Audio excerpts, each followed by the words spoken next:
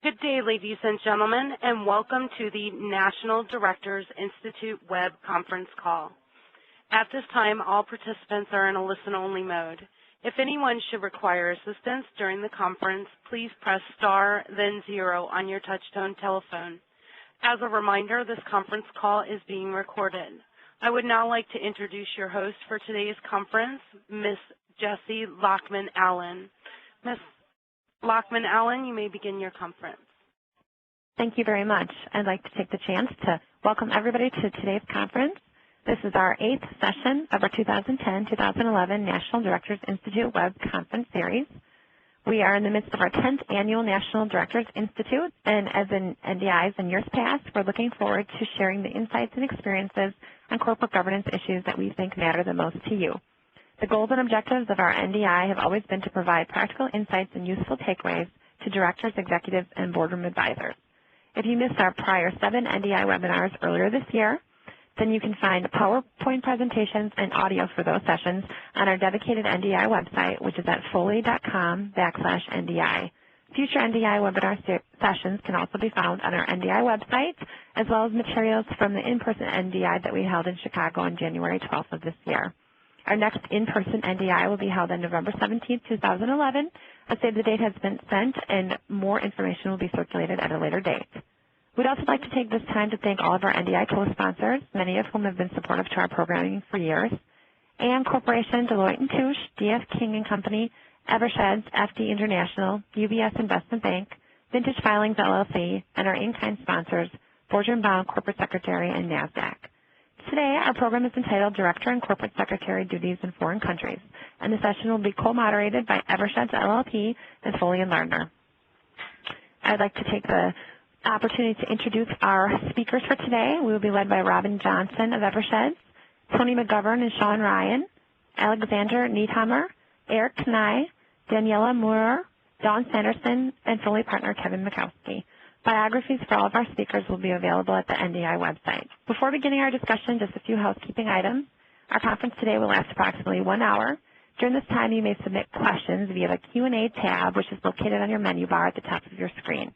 We will try to answer questions at the end of the program, but if we run out of time, we will follow up with you individually after the conference. We encourage you to maximize today's PowerPoint to full screen by hitting F5 on your keyboard or from the toolbar menu selecting View and clicking Full Screen. If you'd like to print or save a copy of today's PowerPoint presentation, you can do so by selecting the printer icon at the bottom right-hand corner of the screen. Foley and Lardner will apply for CLE credit for you after the conference. If you did not supply your CLE information when you registered, please email that to Elizabeth Harris at eharris@foley.com. Note that you must log on to both the audio and video portions to obtain CLE credits.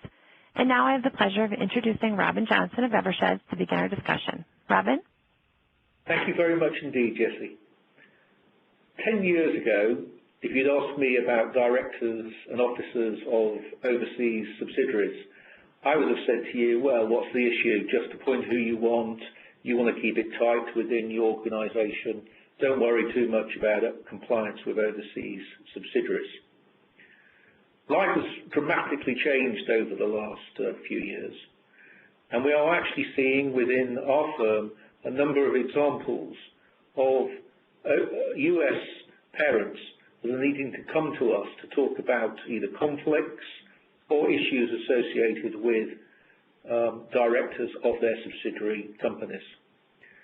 There is no uniformity as to the way in which US companies go about appointing officers and directors of overseas subsidiaries. In some cases, it's centrally managed in the States. In other cases, people allow local directors to be on boards. What you'll find today is some of the issues associated with either of those approaches. And hopefully at the end of the webinar, you'll at least have got some idea as to which way you want to go and whether it's a hybrid of what we've been describing. With that, I'm pleased to pass over to Sean and Tony from our Dublin office. Thank you, Robin. My name is Sean Ryan. I'm a partner in the corporate department in the Eversheds Dublin office. I'm joined by my colleague Tony McGovern, and we'll be taking you through the director's duties and liabilities under Irish law. Slide 1 just sets out the types of company directors recognized under Irish law. It's a pretty universal list, so I'm not going to spend too much time other than to point out that, as with other jurisdictions, you don't have to be formally appointed as a director in order to be held to be a director for the purposes of Irish law. So in the case of a shadow director, for example, it's sufficient if the board normally complies with the person's directions. And for a de facto director, if the person occupies the position as a director or acts as a director, even though not formally appointed, that person could be deemed to be a director. Under Irish law, directors' duties and liabilities are pretty wide and diverse, but they're primarily derived from two sources, statute and common law. I've set out in slide 2 some of the key duties and obligations under statute.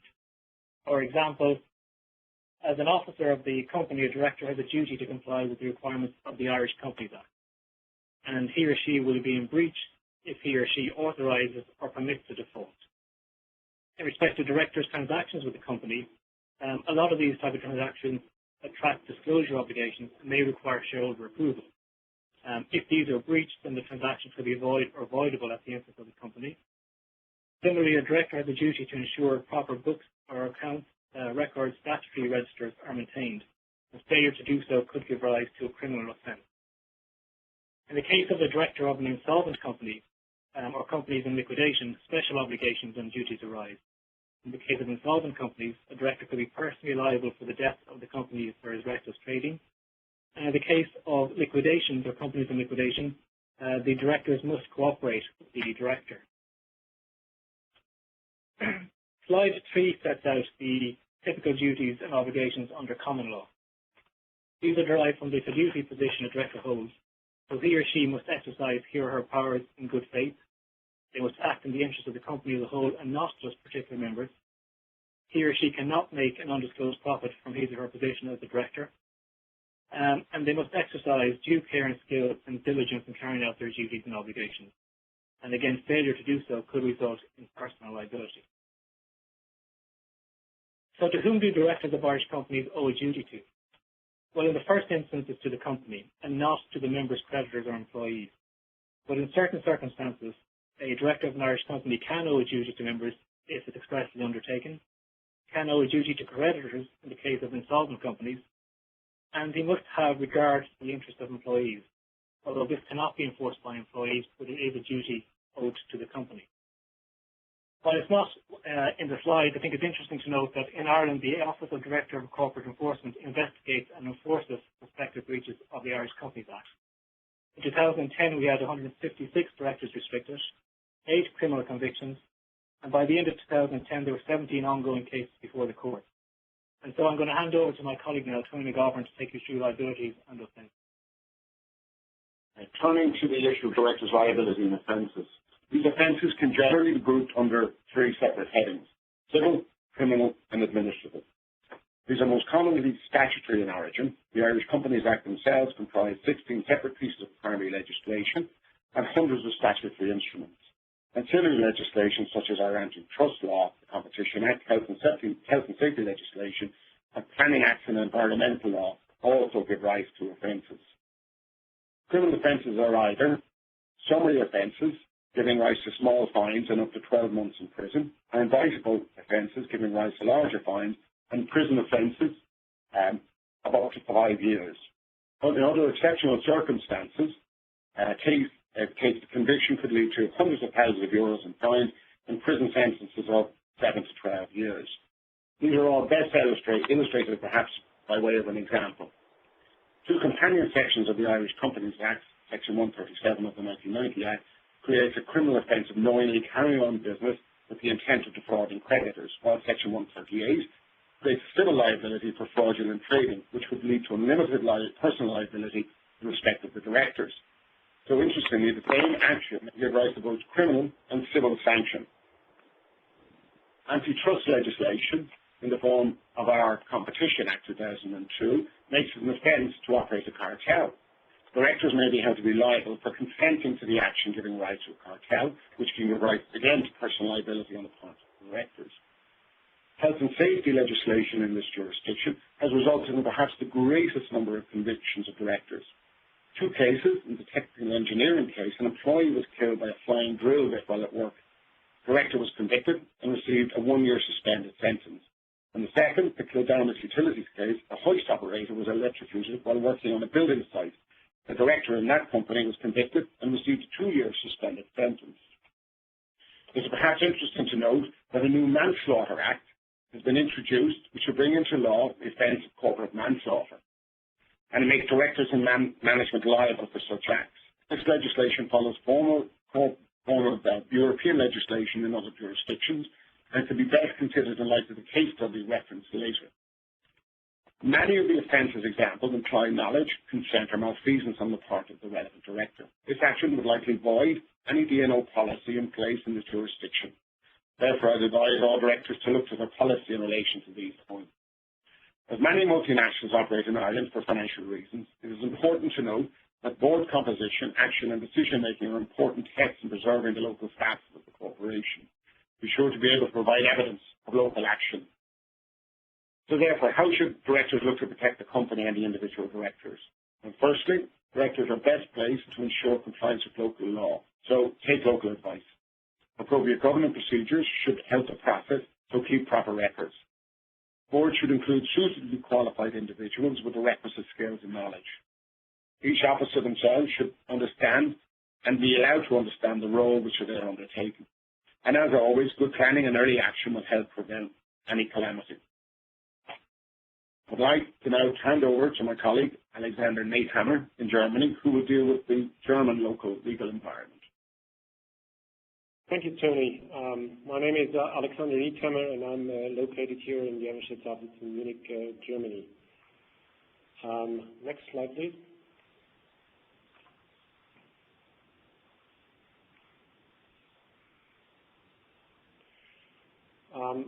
You see here an overview of statutory general and other duties, and I want to focus only on some of them, just to give you a quick overview. The management of the company to pursue the purpose of the company is more or less like comparable to the duty of care, in the United States.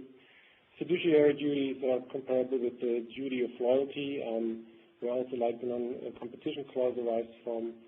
And important to know is the maintenance of capital. We have numerous provisions in insolvency and in stock corporation acts which could lead to personal liability of the directors when they make payments, which could lead to illiquidity. The early warning system, I want to talk a little bit more in detail about it in a second, and then just to mention that all the duties here you see apply to all types of directors. As Sean already mentioned out, de facto directors and shadow directors, we have the same principles here in Germany. And the duties also apply to all types of corporate entities, mainly like the stock corporation and limited liability company, which is comparable to the limited under UK law. Next slide, please. So the so-called early warning system duty is more or less about the duty to control risks. And in Section 91 of the German Corporation Act, it provides that the director of a company or directors are obligated to install so-called appropriate measures to guarantee the continuity of the company. This includes also, in particular, a system to discover any potential compliance risks. And the setup of compliant department and compliant offices and their like is based on this provision, which also is applicable to all other types of entities like the GmbH. Directors can hold personally liable in case they do not install such measures. And the issue simply is that it doesn't really say what kind of measures you need to install. The content of what the compliance system should focus on is not provided by the laws and by the Act in specific. There are specific types of laws for the banking and finance business, but other than that, it's more or less up to the director to decide what is appropriate. So having said that, very often actually it is focused on other laws in the U.S., for example, the Sarbanes-Oxley Act. Many corporations take over the principles you have set out there. It is Having said that, it is the risk simply to apply your compliance system to the German corporations, because there is very often then a conflict with the local laws. Just to mention Data Protection Act, for example, which the privacy laws, which are quite different. Next slide, please. Another duty I want to talk about is the duty of reasonable care, skill, and diligence, which is that the director's actions need to be carried out with the diligence of a reasonable businessman.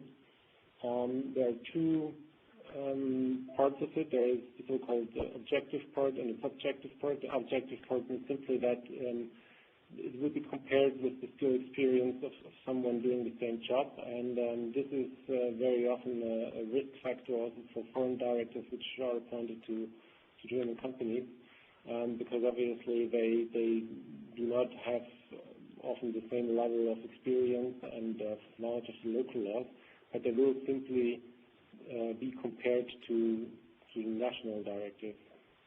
Having said that, on the other hand, if you have personal special knowledge and skill and expertise, you need to use that. So at the end of the day, to find a compromise, as a foreign director, you certainly need to make use of specialist help to get knowledge of the local laws. Next slide, please.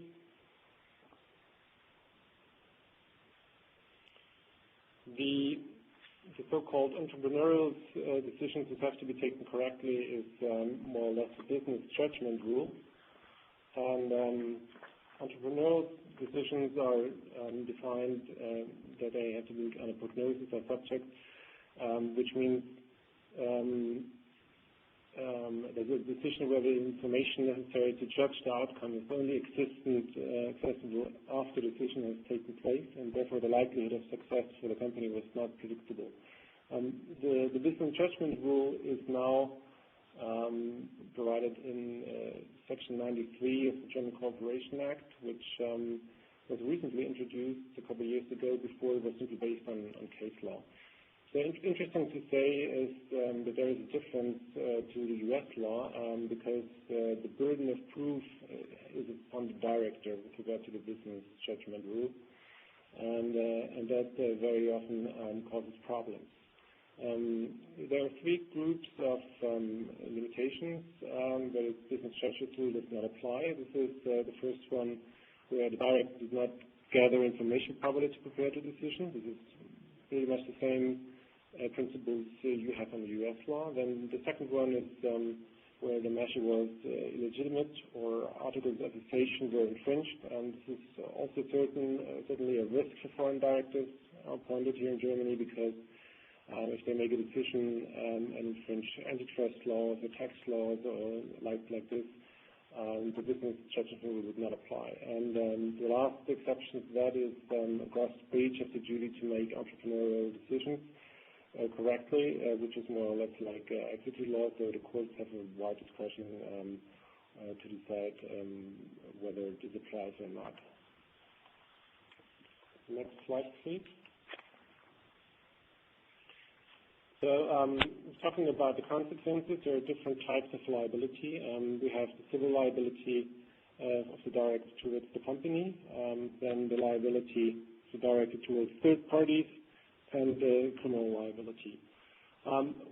With regard to the civil liability towards the company, it's interesting to mention here that recently there was an amendment introduced to the Stock Corporation Act, where the D&O insurance provides that there needs to be a 10% deductible on the D&O insurance and the damages, and with a maximum 1.5 of the annual salary of the director.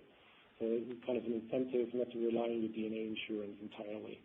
And second, the advisory board is now actually obligated to claim damages from the directors if they can. We have seen that in the Siemens cases, for example, where the board has been sued, and we also see it here and currently with a lot of financial institutions where directors are sued. The liability to a third party is mainly based on general principles, and therefore it's very hard actually that a suit can be brought by third parties against directors. There is the Portfolio case, very famous, where the managing director of the Deutsche Bank said that a media group here, Gruppe, is not able to get any financial help anymore in the market. So Mr. Porter was sued personally and is also held liable for that. Criminal liability is to say that if a director breaches a duty to supervise his employees, or also to set up a compliance system, that there can be fines up to 1 million against the director personally. A lot in this area actually has been clear through recent case law, also in connection to the Siemens cases. There was quite a lot of unclear, but so through the Siemens cases and other cases right now ongoing, I think the risk becomes higher and higher for the directors. Next slide, please. So there you see an overview for suggestions how you can minimize your liability. And I want to hand over to Eric Knay in the Paris office. Thank you very much, Alexander.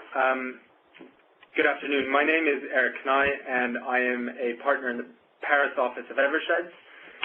And I'm going to give you a brief overview of the roles and responsibilities of directors in France.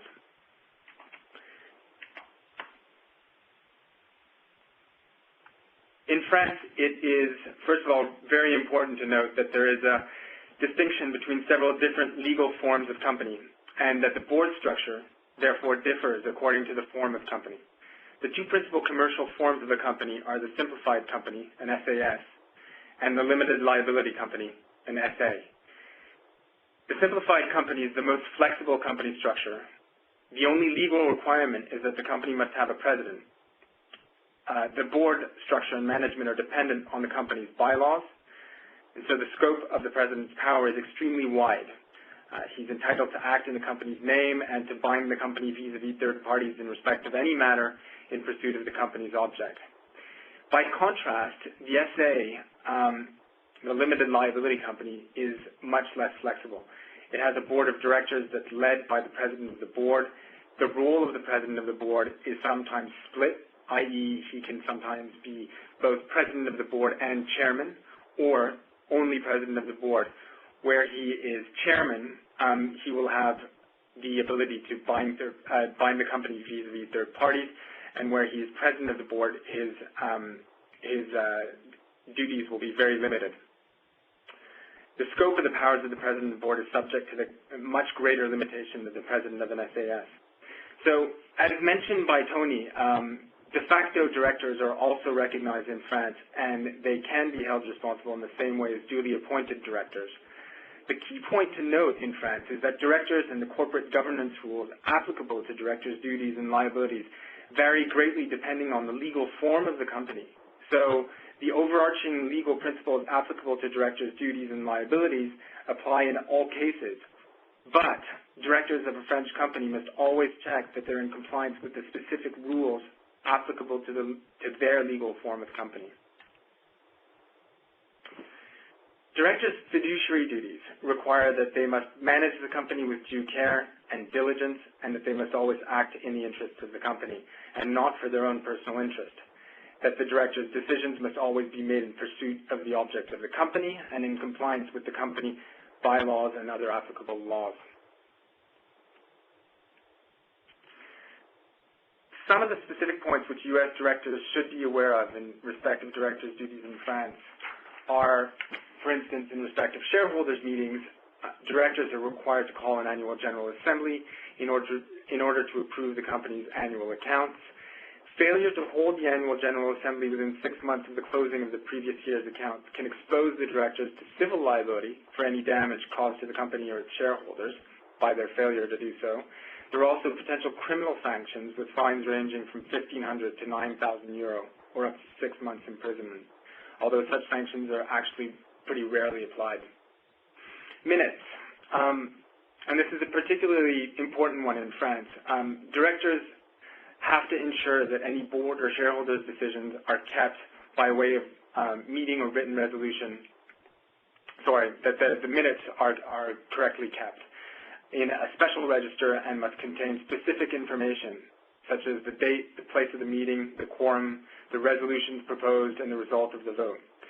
Failure to keep the minutes can incur criminal liability for the directors with a potential fine of up to €3,750. But more importantly, and from a practical point of view, or equally importantly, when directors of a French company are in the process of reorganizing or selling a subsidiary in France, not having the minutes correctly organized in a minute book can make the sale process and the reorganization process extremely difficult, and there can be a large loss of time. So that's an important point to remember. Insolvency. In France, directors of insolvent companies must file a request for the opening of insolvency proceedings within 45 days from the date on which the company is insolvent on a cash flow test basis. Failing to do so and to make the filing within this time frame can result in disqualification from acting as a director for up to 15 years. Directors, including de facto directors of an insolvent company, can be ordered to make a personal contribution to the company's assets, i.e. from their own pocket, when they are found guilty of mismanagement, and this is proven to have contributed to a deficit of assets or to an asset shortfall. The types of mismanagement that could lead to liability have been widely construed by the French courts, and they include where management has started and continued a business with insufficient equity funding, or where management has failed to take action despite warnings from the statutory auditors in charge of reviewing accounts. The directors may also have to personally compensate the company where a court has found them guilty of misconduct. So this includes where they've acted fraudulently and where they have acted in their own personal interest, causing loss to the company. Such conduct can also lead to their disqualification. Directors can also be held criminally liable and imprisoned for up to 5 years and fined up to €75,000, or about over $100,000, in certain cases of fraudulent activity and for falsifying accounts and other gross accounting failures. Directors have a primary duty towards the company and its shareholders. So in order for a director to be held personally liable to either the company or its shareholders under civil law, he or she must either commit an offense in respect of French law, for instance, undercapitalization of the company at the time of its incorporation, or with respect to the Articles of Association, for instance, misuse of powers and votes, misuse of corporate assets, or they must have been negligent in their management of the company, failure to consult shareholders, for instance, and such breach or negligence must result in damage. With regard to the civil liability of directors towards third parties, the triggers for invoking third-party liability under French law are that, firstly, there has to be a fault which can be separated from the director's duties. The fault has to be intentional, gross, and out of the scope of the normal performance of the corporate management. And thirdly, the fault has to result in a damage. So the concept of fault, which can be separated from director's duties, is actually quite specific to French law, and it's been widely applied and accepted by the courts. And what it effectively does is it lifts the corporate veil. So, for example, in a case of September 2010, the director of a construction company failed to take out an insurance policy to cover construction works being carried out, and intentionally opened the construction site in the full knowledge that there was no insurance in place. He had committed an intentional and gross fault, which was out of the scope of the normal performance of corporate management, and therefore was convicted. Both the company and its directors can be criminally liable under French law in respect of offenses committed in the performance of their duties. However, when ascertaining criminal liability in the corporate context, the French courts will always follow the guidance that's set out by the Ministry of Justice, which distinguishes between intentional and non-intentional offenses, so that with regard to intentional offenses, the principle is that both the company and its directors will be held liable. Examples of this are for forgery, misuse of company assets, intentional failure to implement health and safety measures, etc. Non-intentional offenses,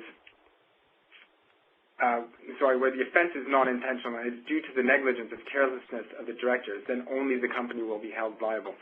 Now, there's a pretty recent and famous case in France in respect of an American company called Molex, and it was a much publicized example of the fight against the closing of French subsidiaries decided by the American parent company.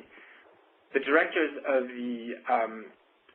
Molex were found criminally liable for délit d'entrave, which is an offense in respect of hindering trade union actions.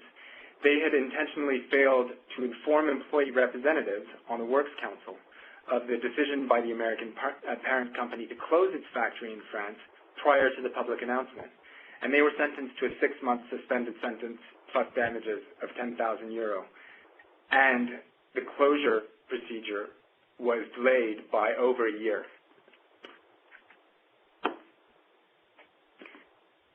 D&O liability insurance. A growing number of large French companies are subscribing to these policies to cover their directors. Now, this insurance will cover the indemnification of any damage for which the director is personally liable, although fines and legal fees can sometimes be excluded from the coverage. Also, generally excluded is any cover in respect of criminal liability, intentional fault of the director, or any fault which is separate from their corporate duties, or any fault committed in a private capacity. Finally, directors can limit their exposure to criminal liability by delegating their powers in respect of certain matters. Important to note, though, is that delegation of responsibilities will not exonerate directors from liability where the officer to whom such powers have been delegated doesn't have the necessary skills, authority, and resources required to ensure compliance with applicable laws. I'm now going to pass over to my partner in Italy, Daniela Mura. Thank you very much, Eric. I will be presenting the obligations and duties of directors of corporate entities in Italy. So the sources of the duties are found in statutory law, Italian civil code, bylaws, important, and case law. The duties of the directors are mainly owed to the companies, and directors perform their duties with diligence required by the nature of the appointment. So they need to know what they're doing, basically, in Italy. Italian law is very formal. And to give you an idea, board of directors operate collectively. They operate meetings which must be convened, and it resolves on items set specifically on the agenda. They resolve on the majority, and each director is jointly and severally liable for the resolutions that are taken, unless they dissent in a formal way. It's very important to note that directors need to vote personally and cannot delegate their vote. This slide lists a set of general duties and obligations of directors. I will not go through all of them, but I'd like to point out what we think are the most important duties. Of course, management of the company is essential, and while managing the company, directors must consider restrictions set out by law, by the board again, and by their shareholders. Of course, all this by pursuing the purpose of the company. It is very important also in Italy, as I've heard from France, Germany, and also from Ireland, that they have to act in an informed manner and need to prevent any detrimental action. So under its managing directors need to inform all directors about the trends of the company, and also have to ask and have a duty to offer information or explanation whenever they have doubts on or accuracy of the information provided by other parties or within the company to them. Ignorance or lack of information is not an exemption of liability. They, of course, have a fiduciary duty vis-à-vis the company and must exercise their office with reasonable care, skill, and diligence. Directors can be held responsible in cases of lack of control on behavior of the directors or fail to prevent or reduce the negative effect of actions carried out by others. Main consequences of fiduciary duties are the obligation not to compete and the obligation to avoid conflicts of interest. Well, here, I think it's interesting, directors may be held liable here in Italy in case they cause damage to a company by safeguarding the interest of another company of the group. So in other words, interest of a group can be pursued as long as it is not in conflict with the interest of a company that this director manages. I mentioned before that Italian law is very formal, and among the duties of the director, there are those actually complying with this formality, such as filing with companies register, filings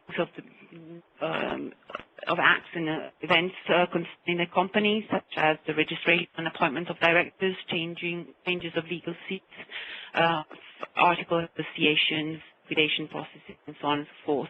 The registration purpose is to give publicity to third parties. Please note that directors obtain full and power and responsibility upon appointment. I'd also like to point out that the fact that directors are recognized in Italy, as were mentioned, in France and Ireland. Another very important duty of the director is the drafting of the annual financial statements and any company-related documents, such as management report.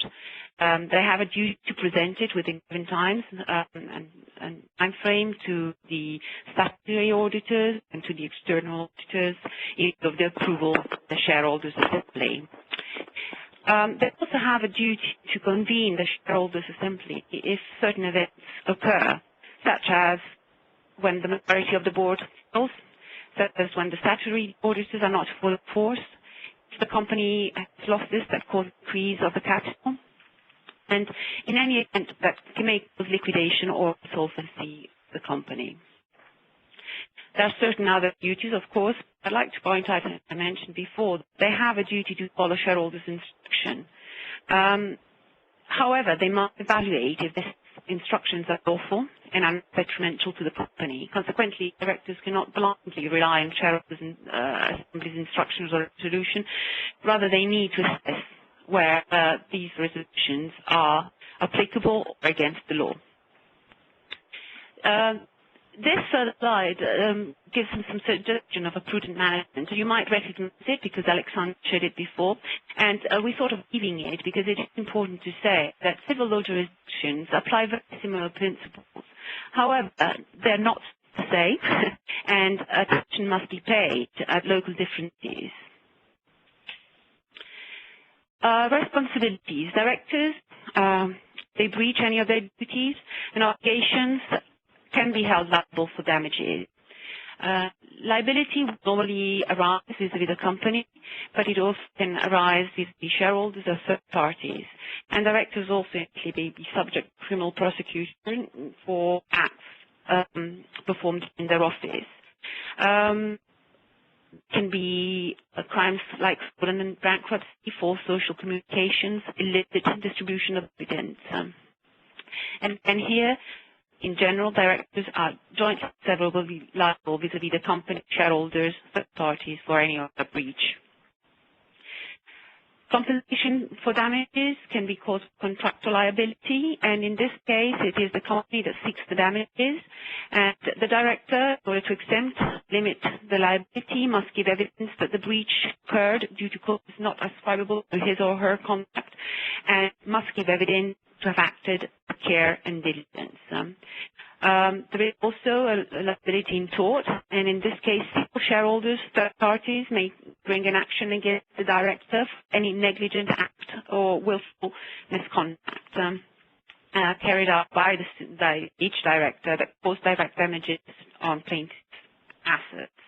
And there is, of course, a criminal liability that we mentioned before. All above can lead to injunction relief, damages compensation, restoration of company property. To minimize the risk, we've also heard before, is enter into a DOA insurance policy. Usually in Italy, policies do not cover fraud, and they need to be checked properly in order to, for example, assess if these policies cover criminal fines, any regulatory penalties, and so on. It is also very important to minimize the risk, to comply with local laws which may differ from US ones, and even if there is a policy, a company policy in place, it is important to verify if local law requirements for compliance are met. I'd like to mention a couple of important regulatory laws in Italy. One is a health and safety regime, And in this slide, you can see sort of a list that you would need to look at if you were doing business in Italy. And another very important law is Decree 231. And this decree introduced a regulatory framework for administrative and criminal liability on companies in case given number of crimes are committed in Italy or abroad in the interest and benefit of the company by directors or any of the employees. Criminal actions will be taken by the public prosecutor against the individual that committed the crime and against the company itself. It will be represented in court by the legal representative of the company. Crime listed in the decree are many. They are updated on a regular basis. Such crimes are like bribery, corporate crime, fraud, market abuse, related to health and safety. The insurance coverage is possible to avoid any consequence of compliance. There are red flags, such as when you're doing business in Italy, such as when you bid, you do public and private tenders, financial management, you do business with public administration, investments, and so on. In order to mitigate the risk of being prosecuted, incurring penalties such as interdiction, the company is requested, and it is not mandatory, to implement, for example, a compliance and organization model aimed at preventing 231 crimes. And now I'd like to turn it over to Dawn Sanderson, and she will present on United Arab Emirates law. Thank you, Daniela. I'm Dawn Sanderson. I'm an associate in the corporate department of Eversheds in Abu Dhabi, and I'm just going to give a quick overview of the director's duties in the UAE. The director's duties that will be applicable will depend largely on the form of entity, so whether it's listed or non-listed, and whether or not it's onshore or offshore. In the UAE, there are 7 different emirates, and then within each emirate there are what are known as free zones, which are special economic zones, which operate as tax-free jurisdictions, which are generally have their own rules and regulations with regard to how companies are run within those jurisdictions. So it's important to note the form of entity that's under consideration. So with regards to where the duties would be set out for either form of entity, that would be in the company's constitutional documents. For an onshore entity, there is a raft of UAE legislation, and in relation to listed entities, for example, there's a recent resolution that was published by ESCO, the Emirates Securities and Commodities Authority, in relation to corporate governance and corporate of listed entities listed on the DFM or ADX, which is the Dubai Financial Market or Abu Dhabi Exchange. And in relation to offshore companies, there will be the free zone regulations. Under the company's law, there's a number of general duties and responsibilities. These are all what you expect listed on the next slide.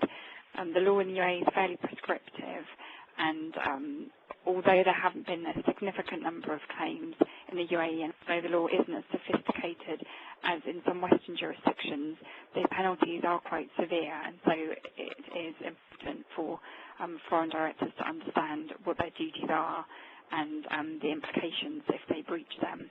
So this is a list of the standard sorts of duties, generally what you'd expect. The general duties around acting honestly, keeping information confidential, and then some more specific duties in relation to not entering into loan arrangements with the company. But really, they are the sorts of duties that you would expect for a director in any sort of Western jurisdiction. So our experience here is that US companies with subsidiaries here generally don't have an issue in this jurisdiction because they're usually implementing a US standard of corporate governance on those subsidiaries, which means that they will usually be adhering to local directors' duties requirements as well. And so the sorts of examples that we've seen come out, particularly as a result of the recent financial crisis, have been in relation to local companies or government entities where corporate governance is quite a new concept, and the sorts of checks and controls that an international company would have in place, they just haven't quite got there yet. So there aren't a large number of examples that are public be known in the UAE where US subsidiaries directors have got themselves into bother. But the sort of penalties that are involved means that this is high up on the agenda for US corporates. So the penalties include directors being liable to a fine of up to 100,000 dirhams, which is approximately $30,000 or imprisonment. And I think really is the fact that directors can end up being imprisoned for some of these issues that means that it's taken quite seriously. Some of the examples listed here are signing documents which contain false information. Other penalties under different forms of legislation like the Penal Code are embezzlement of company property, fraud, etc. A less severe penalty would be disqualification of a director. But we do find that the authorities here do like to make examples of people if there's been a breach, so it does tend to be more a high-profile penalty that you would hear about, say a fine or imprisonment. Also worth noting that the company or the shareholders can pursue a claim against a director for mismanagement. So there's a personal liability there for directors, which is also in respect to third parties who can bring claims, for example, where a contract's been executed by directors without the proper authorisation. Protection for third parties comes here from specific powers of attorney, so it's very unusual for a contract to be signed in the UAE without the person signing on behalf of the company being made to present the power of attorney that authorises them to do so, because that's the third party's protection. Directors are also considered jointly liable for the decisions that the board makes, and the only exception of that will be where they've raised and have noted their objections in the minutes of the meetings. Also worth noting that it's possible for responsibilities of directors to be delegated to committees. So the real risk really to directors in this jurisdiction is that an investor or third party, where they suffer a loss, could report that to the police or public prosecutors. And in that respect, a director could be subject to a civil action by that person. But also any breach of the company's law is considered a criminal offence in the UAE, and the director could, at the very least, be liable to a fine. And as we've discussed, some offences do lead to imprisonment. Where a civil action is brought, then the remedy for that is usually damages, injunctions or specific performance. These sorts of things are extremely rare in the UAE, and it's very unlikely that that sort of award would be granted. In relation to listed entities, as I mentioned, a very recent ministerial decision has come out which has placed additional corporate governance requirements on listed companies. This has broadly come out of the increased regulation for entities globally as a result of the financial crisis, and here they've tried to include the sorts of provisions we'd expect to see in relation to a listed entity in terms of board structure, external auditors, governance reporting, etc., and also in relation to duties of non-executive board members. Boards in the UAE have traditionally been either family boards or involve quite a lot of local connected persons, so there's a push now to try and get more executive members onto boards in this jurisdiction. It's probably worth just covering how directors can protect themselves in the UAE, and because of the lack of claims here, things like D&O insurance haven't been used widely, but it's available and it is becoming more popular. It's also possible for the company to grant an indemnity to the director in respect of the damages that may be awarded against him if a claim is made, and also for the board to ratify any breach of the director's duties. But I think for us, it would be all the same sorts of things as my colleagues have covered, Daniela and Alex. It's a good corporate governance and also the awareness of local laws. I mean, particularly in the UAE, because of the growth that's going on here, there is very rapid development of the laws here, and because they're not as sophisticated as they could be, there is a push to try and bring things in line with international best practice, particularly with the listed companies. So I think it's worth keeping an eye, to those developments. But going back to my initial point, I think where US entities are imposing their US standards on their subsidiaries in this region, then they're probably broadly current market got it covered. So that covers a quick run through of the UAE, and I'm going to pass back to my colleague Daniela, who's going to run through a quick case study for us.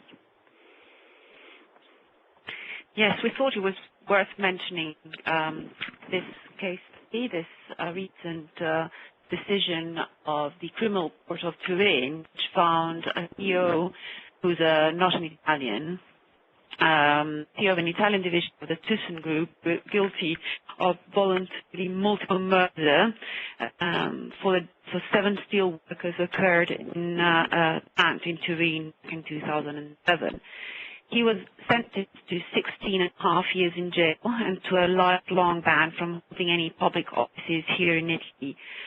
5 managers and executives have all been charged and found guilty with culpable murder with conscious guilt, and all of them have been charged and found guilty with malicious submissions of safety measures. This decision is really first of its kind in Italy. It is the first instance, so it is, of course, subject to appeals to the Supreme Court. But it is the first time that court finds a director guilty of voluntary multiple murder. Usually this kind of cases charged and sentenced as negligent crimes, so minor crimes, not voluntary crimes. The decision found the CEO guilty based on the principle that this director accepted the possible consequences of a lack of compliance with health and safety regulation, and accepted that this lack of compliance could cause fatal accidents, but decided in the event to apply a policy or a logic of corporate economic savings instead of actually looking at safety. This decision also found guilty under the 231 that I mentioned before, and the company was found, condemned to sanctions, severe ones. The benefit of the company was found by the court in the savings that the company made by not complying with health and safety regulation. The company could have mitigated the risk if it had in place, among other requirements, a compliance organization aimed at preventing this 321 crimes, and a surveillance body and ethical code. The sanctions here apply pecuniary, over $1 million, fine, 6 months of exclusion from any public funding, restricting from doing business. And if no one has any comment on this, I'd like to pass the floor to Kevin, who will talk about yes perspectives. Oh, thank you very much. Well, the attendees of this webinar are a pretty sophisticated group, and I suspect after hearing about all the different ways a director can be held liable around the world, that this group has reached the one obvious and inescapable conclusion. They want to make sure that they're not the ones that are appointed to serve as the directors of a foreign subsidiary. But beyond this conclusion, I know that most of you are already well aware that it's not sufficient to simply appoint directors for foreign subsidiaries and leave them to their own devices. Indeed, as you heard today, there are rapidly evolving bodies of law around the world intended to enforce proper conduct of directors. These systems of law have similarities in many of the doctrines to those that are applicable in the U.S., but there are also both subtle and unsubtle differences in the legal systems, stemming from the varied legal and cultural background in the various jurisdictions. The challenge for those that are charged with supervising compliance in the multinational corporate context, such as many of you, is how do you implement efficient processes and procedures that are both generally applicable but still accommodate the need to comply with local legal requirements. And it struck me in listening to the presenters today that there are several specific areas that present particular challenges for the U.S. multinational corporate context. The first is insolvency or potential insolvency of a troubled subsidiary. In the U.S., while we've got many jurisdictions are split as to how and when a board may have fiduciary duties to a creditor of an insolvent company, the directors are typically allowed to at least pursue a turnaround of a troubled business. In other words, they're permitted to incur debt and risk additional losses pursuing a turnaround strategy. By contrast, in a number of foreign jurisdictions, the director may be required to shift his or her duties to the creditors as soon as the company becomes potentially insolvent. This would mean that the director would be required to abandon a turnaround strategy and focus instead on preservation of assets to satisfy debts of the subsidiary. Another area that I think presents a particular challenge from the U.S. perspective is a circumstance when the parent company issues an instruction to a director to undertake an action that would constitute a violation of the director's duties under the foreign legal system. For example, if the foreign director was requested to provide detailed information on employees of the subsidiary in violation of the local applicable privacy laws, or if the director is instructed not to initiate a recall of products that have been shown to have a potential safety defect, either because the Home Office simply doesn't want the public relations problem, or because there's a real dispute in the analysis of the risk of the defect. In either case, the director may well have a duty to the company itself, the foreign company itself, to disregard the instruction from the parent company. This obviously would put the foreign director in a very awkward and untenable position of either angering his employer, the parent company, or incurring a potential personal claim. Finally, I would be remiss if I didn't remind everyone that directors of foreign subsidiaries may well be subject to the extraterritorial application of U.S. laws for their conduct as directors of the foreign subsidiary.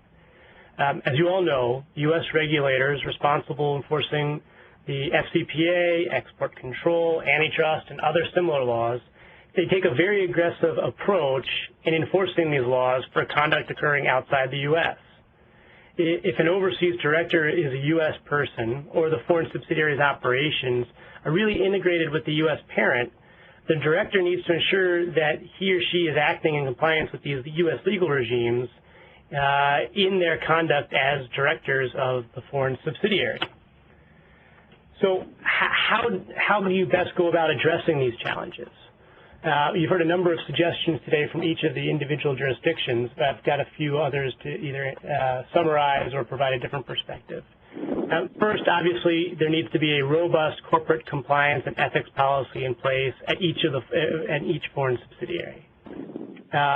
You need to provide for some training for those serving as directors, particularly those who are newly appointed, to familiarize themselves with the basic requirements of local law, and more importantly, to be able to spot issues or circumstances where they may need more detailed or specific advice.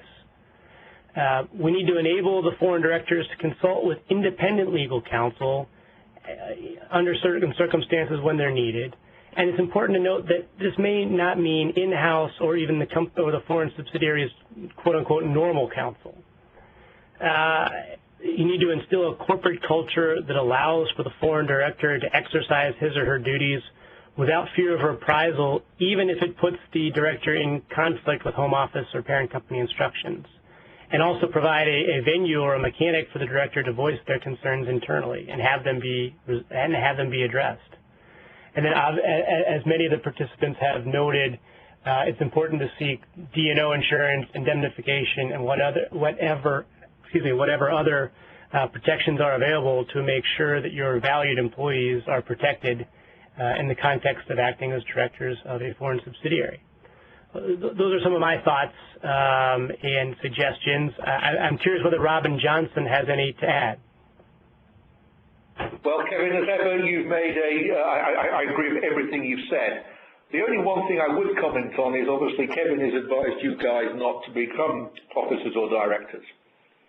And what's interesting is that if you asked me 10 years ago, I would have said that becoming an officer or director of a local subsidiary for a U.S. parent was something that people aspired to. That's no longer the case. And you could literally have an issue where you're struggling to find an appropriate officer or director. Let's hope we don't get to that situation. I think it's important also to note, however, that just because you're not a director or officer doesn't mean you don't have any liability. Because in a number of jurisdictions we were talking about today, you can become a de facto director if in fact you're exercising control over the local subsidiary. So please bear that in mind. Increasingly, you will find that your local directors will be looking for specific indemnification from you in relation to acts if they don't agree with them, the most obvious being tax reorganisations. Danielle could have mentioned earlier an example we've just come across where a US parent had to give an indemnity to its local directors to implement a tax reorganisation which the directors felt was being imposed on them from on high. These are serious issues which have got to be faced up in this global world. People say the world is getting smaller, but in fact the duties and obligations of directors are getting greater. With that, I'll pass over to Jessie. Thank you. Thank you, Robin, Kevin, and the rest of the Eversheds team. Because we didn't get to your questions, we know that we have a few. We will follow up with you individually after today's conference. We certainly hope you enjoyed the presentation. We ask that you please take a few minutes to participate in our brief online survey at the conclusion of this call. These surveys are very helpful to us in ensuring that our NDI programs are providing you with practical advice and recommendations and help to us to develop ideas for future NDI topics. Thank you again for attending, and we'll talk to you next on August 17th as we address online privacy issues. And again, thank you very much to Eversheds for partnering with us for this presentation today.